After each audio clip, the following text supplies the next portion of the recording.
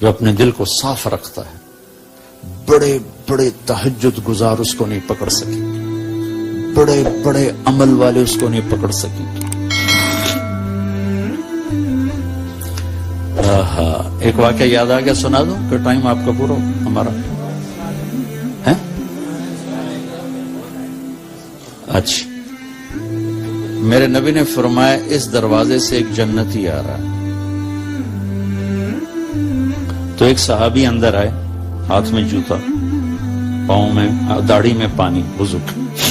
اگلے دن آیا، اس دروازے سے ایک جنتی آ رہا ہے، وہی آدمی انٹر ہوئے۔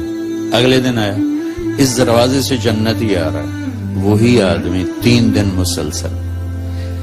اس محفل میں ایک شخص ہیں جن کا نام ہے عبداللہ بن عمرو بن عاص۔ یہ صحابہ میں، جہاں تک میں نے صحابہ کی سیرت پڑھی ہے، سب سے زیادہ عبادت والے شخص۔ ان کے لیول کا ایک آدمی نہیں، ساری رات نفل، سارا دن روزہ، اور دن رات میں ایک ختم قرآن، یہ ان کا عام معمول تھا۔ شادی والی رات، شادی کی رات، شادی ہوئی، بیگم آئی، اتنے فرض نمازاں بھول جاندی ہیں 3 دن پہلے ہی۔ صبح ابا نے پوچھا بیٹا رات کیسے گزری؟ کہا جی الحمدللہ نفلوں میں گزری۔ کتھی راست اناس، وہ میں تیری شادی نفلوں واسطے کی تھی؟ جا کے اللہ کے نبی کو شکایت لگائی۔ یہ اس مزاج کے نوجوان تھے، ان کو خیال آیا یہ مجھ سے زیادہ عبادت کرتا ہے، سارا جو ٹائم کا گراف ہے وہ تو سارا میں نے پر کیا ہوا ہے، رات ساری تہجد ہے، دن کو روزہ ہے، ایک ختم قرآن ہے، تو اس کے پاس 25 گھنٹے مجھ سے زیادہ عبادت کرتا ہے، جو اس کو 3 دن جنت کی بشارت۔ ان کے پاس پہنچ گئے، چاچا آپ کے پاس کچھ دن گزاروں؟ ذرا ابا ناراض ہیں۔ کہا ہاں بیٹا آؤ۔ ذرا وہ ادھیڑ عمر تھے، ڈھلی عمر تھی۔ عشاء پڑھتے ہی چادر اوپر لی اور سوراخ کر کے لیٹ گئے، ہوں ویکھو بزرگ کی کر دیں۔ اور یہاں آنکھ رکھے رکھے رکھے وہ تشریف لائے، اللہم بسم کا منہ تو وقع ہو گئے۔ جو ستے فجر دی اذان تے اٹھ کے بیٹھے، الحمدللہ الذی احیانا بعد ما اماتنا۔ ان کو تو کرنٹ لگا کہ اس بندے تا 2 نفل نہیں پڑے تھے، جنت دی بشارت کتوں لگ گئی؟ میری ساری رات سجدیاں چ لگ جاندی ہے۔ وہ پریشان ہو گئے۔ ان کا اچھا میں کل دیکھوں گا، شاید کل کی رات کچھ دکھائیں۔ کل کی رات پھر انہیں چادر ایسے کی اور دیکھنا شروع کیا، اور انہیں آ کر اللہم بسم کا منہ تو احیا سرانے پہ سر رکھا اور ہو گئے۔ فجر کی اذان پہ آنکھ کھلی، پھر اور پریشان ہو گئے۔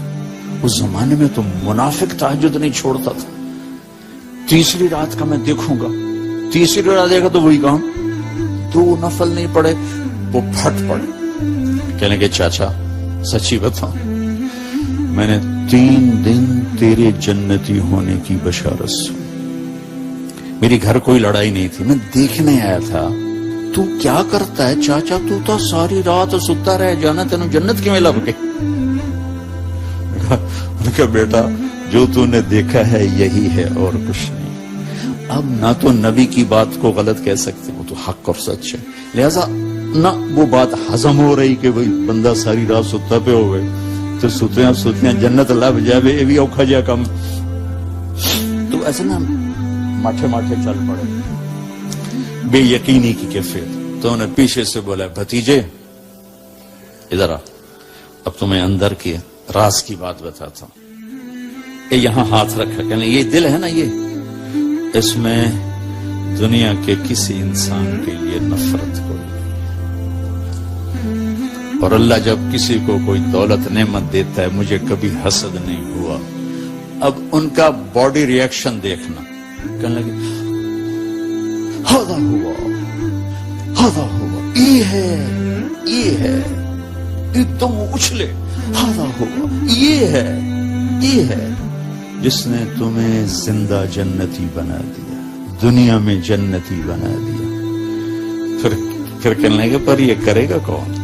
اتنی بڑی عبادت والا بندہ کہ یہ کرے گا کون؟ ایک میٹھا ہوا۔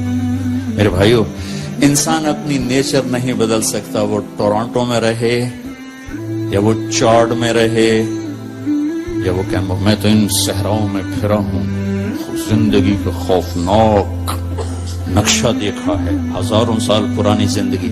انسان اپنی نیچر میں میٹھے بول کا محتاج ہے اور کڑوے بول کا زہر برداشت نہیں کر سکتا۔ سانپ کے زہر کا علاج موجود ہے، کڑوے بول کا علاج موجود کوئی نہیں ہے۔ تو ان سب مستورات سے اپنے آپ سے کہتا ہوں، ہم اپنی زبان کے بول کو میٹھا کر لیں، خاص طور پر رشتوں کے آگے، ماں باپ کے آگے، بیوی کے آگے، بیوی خامند کے آگے، اولاد ماں باپ کے سامنے، ماں باپ اولاد کے سامنے۔ اپنی اولاد کو بھی عزت دو، میرے نبی نے کہا اکرموا اولادکم، اپنی اولاد کو عزت دو، وہ لوٹ کے تمہاری طرف آئے گی۔ بہت سے بچوں کی نافرمانی میں ماں باپ کو دخل ہے، شدت، زبردستی، سختی۔ میرے نبی اپنی بیٹی فاطمہ کو کیا عزت دیتے تھے؟ آپ تشریف فرما دیں، بیٹھے ہوئے بس فاطمہ کمرے میں گھر میں تشریف لاتی، میں باپ ہوں، میں بیٹھا ہوں، بیٹھا رہنا چاہیے، لیکن آپ یوں کھڑے ہوتے، آپ کھڑے ہوتے، فاطمہ داخل ہوئی، آپ کھڑے ہوتے، وہیں نہیں کھڑے ہوتے، آگے بڑھتے تھے اور یوں چومتے تھے، بوسہ لیتے تھے، پھر ہاتھ پکڑے آ کر ان کو چارپائی پہ بٹھاتے تھے، اس کے بعد خود بیٹھتے تھے۔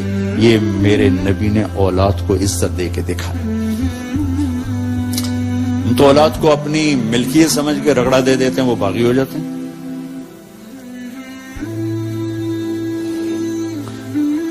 رشتوں میں زبان کا استعمال، تعلق میں زبان کا استعمال، یہ انسان کو اونچا اور نیچا کرنے والی بہت بڑی چیز ہے۔ اس لیے جب کبھی غصہ ہو چپ ہو جاؤ، بولنا نہیں۔ غصے میں آدمی صرف نبی صحیح بول سکتا ہے، غصے میں صرف نبی صحیح بول سکتا ہے، باقی کسی میں یہ طاقت نہیں کہ غصے میں وہ صحیح بول سکے، لہذا چپ ہو جاؤ، گزرنے دو لہر کو، اس کے بعد جو کہنا چاہتے ہو کہو، ورنہ پتہ نہیں کیا ہو جائے گا۔ میرے بھائی بہنوں، یہ سب کچھ آگے میرے رب نے نظام بنایا ہے، اس میں سے مجھے آپ کو گزرنا ہے۔ اس کی تیاری کے لیے اللہ نے ہمیں یہاں موقع دیا ہے کہ ہم یہاں وہ کر دیں جو اللہ چاہتا ہے۔ اللہ کا شکر ہے، اس نے ہمیں سب سے بڑی دولت دی، سب سے بڑی نیکی ہے لا الہ الا اللہ محمد الرسول اللہ۔ یہ سب سے دنیا کی سب سے بڑی نیکی، اللہ نے ہمیں اس سے نوازا۔ سب سے بڑا کفر اور شرک اور اللہ کو ناراض کرنے والی چیز ہے اس کا انکار، اس کی ذات کا شریک ٹھہرانا۔ یہ سب سے بڑا اس کی ذات کا انکار، اس کی ذات میں شریک کو ٹھہرانا۔ یہ سب ایک بدو آ گیا نا، بیت اللہ کو پکڑ کر کہنے لگا یا اللہ لم نعصک فیما فی احب الاشیاء الیک، یا اللہ جو چیز تجھے سب سے پسند ہے نا، انا اطعناک فی احب الاشیاء الیک، جو چیز تجھے سب سے پسند ہے نا وہ ہم نے تیری مان لی، لا الہ الا اللہ محمد رسول اللہ۔ وَلَمْ نَعْسِكَ فِي أَبْغَضِ الْأَشْيَاءِ إِلَيْكَ، اور جو تجھے جس سے سب سے زیادہ نفرت ہے یا اللہ اس کو بھی ہم نے دور کر دیا، شرک اور کفر۔ فَاغْفِرْ لَنَا فِي مَا بَيْنَ ذَلِكَ، اس کے درمیان ہماری کچھ لچ گچ ہے، معاف کر دے۔ تو اللہ نے ہم پر کرم کیا، اس نے ہمیں ایمان کی دولت بخشی۔ کفر سے ایمان میں آنا کوئی آسان کام ہے۔ ہماری جماعت تھی سوات میں، ایک نوجوان سے بات ہوئی تو سنتا رہا، پھر کہنے لگا معاف کیجئے میں ہندو ہوں، مجھے پتا ہے میرا مذہب کچھ نہیں ہے، پتھر کی پوجا ہے، اگر میں مسلمان ہوں تو مجھے 70 رشتے توڑنے پڑیں گے اور میں اکیلی جان ہو جاؤں گا اور کوئی مسلمان مجھے سنبھالنے کے لیے تیار نہیں ہوگا۔ تو مجھے پتا ہے میں غلط ہوں، میں بندھن میں جکڑا ہوا، تو اللہ نے ہم پہ کرم کیا، ہمیں بڑے امتحان میں نہیں ڈالا، ہمیں اللہ تعالیٰ نے ایمان کی دولت سے نوازا۔ آگے سے آسان ہے مسئلہ، چند عبادات ہیں، کوئی زیادہ تو نہیں ہے، 5 وقت نماز ہے، کیا مشکل ہے؟ 1 لوٹا پانی 10 منٹ چاہیے نماز کے لیے، روزہ سال کے بعد ہے، اس میں بیمار کو گنجائش ہے، مسافر کو گنجائش ہے۔ حج اور زکوٰۃ